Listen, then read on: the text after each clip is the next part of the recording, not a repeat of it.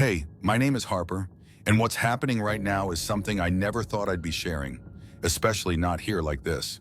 But I need to get this out while I still can.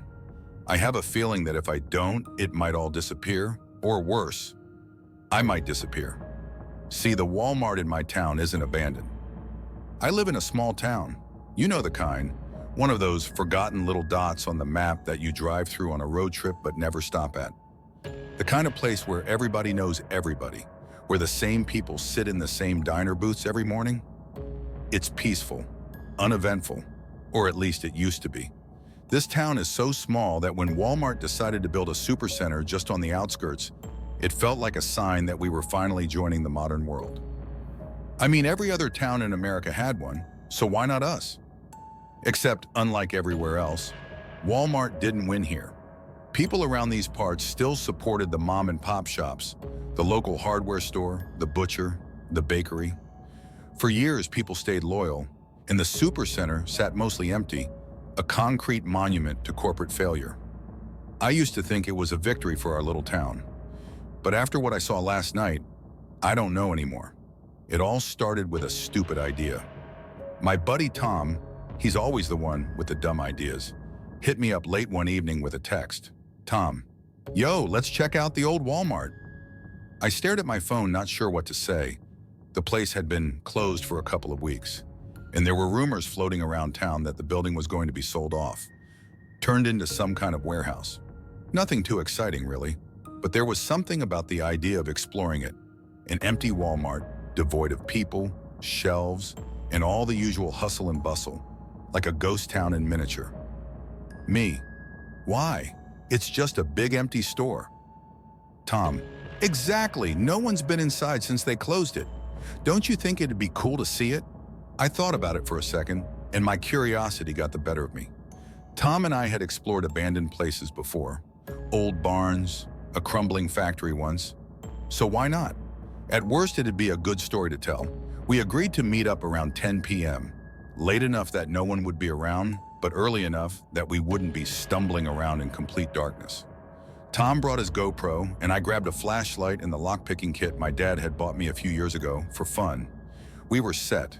We decided to park about a mile away at the old dive bar down the road, figuring it'd be better to walk in rather than leave our car parked in the empty Walmart lot where someone might see it. The night was cold, unusually cold for that time of year, and as we walked along the gravel shoulder of the road, I couldn't shake the feeling that something was off. Dude, are we really doing this? I asked, trying to laugh off the growing sense of dread in my chest. Tom just grinned. Come on, don't wuss out now. It'll be fun. I nodded, even though something deep inside me was screaming that it wouldn't be. As we got closer to the Walmart, the first weird thing happened. A line of black SUVs was pulling out of the lot, heading away from the building. They were moving slowly, silently, and none of them had their headlights on. What the hell? Tom whispered, crouching down behind a ditch to watch them pass. I followed his lead, my heart pounding in my ears. They don't have their lights on, I muttered, stating the obvious. The more I watched, the more I realized how strange it all was. The SUVs were nearly silent, electric maybe, and there were no license plates on any of them. Do you see that? Tom asked, eyes wide. That's some straight-up Men in Black shit. I nodded, not trusting myself to speak. I wanted to turn around, to walk back to the car and call it a night, but I didn't, and I still don't know why. Maybe it was the thrill of it all, the mystery, the weirdness of it. Maybe it was just Tom's reckless excitement rubbing off on me. Either way, we waited until the SUVs were out of sight, then made our way towards the building. The parking lot was completely empty now, and the massive concrete box of the Walmart loomed in front of us, dark and imposing. The faint sound of wind whistled through the cracks in the pavement, and the air felt wrong, heavier, like something was pressing down on us. We reached the back of the building, where the loading docks were, figuring it'd be easier to sneak in that way. The docks weren't locked, not really surprising since the place was shut down, and Tom pulled open the heavy metal door with ease. The cold, sterile smell of concrete hit us as we stepped inside, the air inside somehow colder than outside. It was eerie. The loading area was completely empty. No boxes, no shelves, no equipment, nothing. Just a wide open space of polished floors and blank walls. Even the fluorescent lights had been removed from the ceiling, leaving only the ghostly outlines where they once were. "This is weirder than if they left a bunch of crap behind," Tom muttered, his voice echoing in the emptiness. We kept moving, our footsteps unnervingly loud in the silence. We hadn't even made it halfway through the loading area when Tom's GoPro died. Just like that. 1 second it was working, the little red light blinking as it recorded, and the next, it was dead. No warning, no low battery alert, just off. "Seriously?" Tom muttered, fiddling with the buttons. "It's brand new." "Maybe it's a sign," I said, trying to keep my voice steady. "Maybe we should just turn back." Tom gave me a look but didn't argue. For once, he seemed a little spooked too. Still, we kept moving forward, through the loading dock and into the main store. That's when we saw the light. It was faint at first, barely noticeable through the darkness. But as we moved closer, it became clearer. Someone had left a light on inside the main area of the store.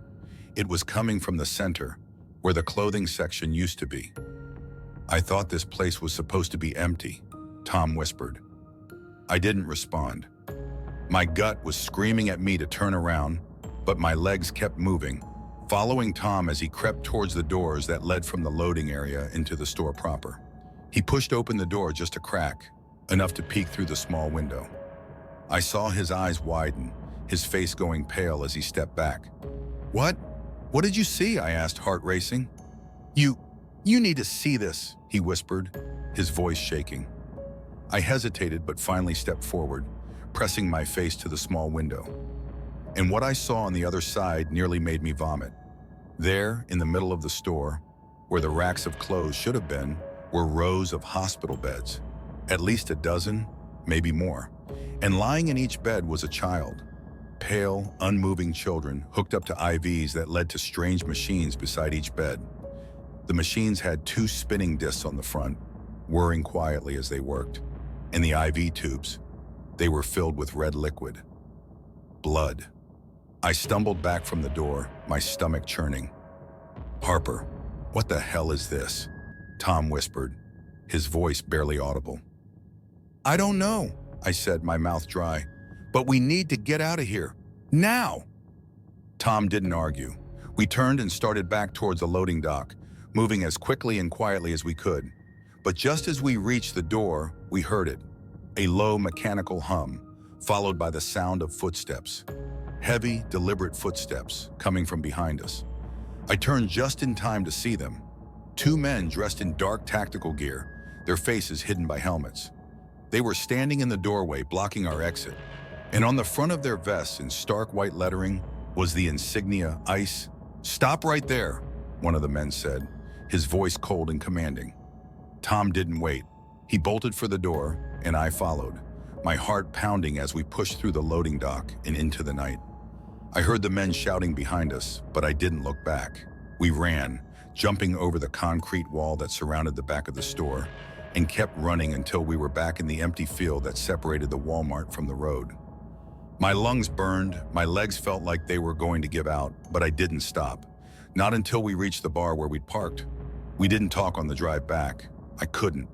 My mind was racing, trying to process what we had seen, what had just happened. Tom looked just as shaken, his hands white-knuckled on the steering wheel.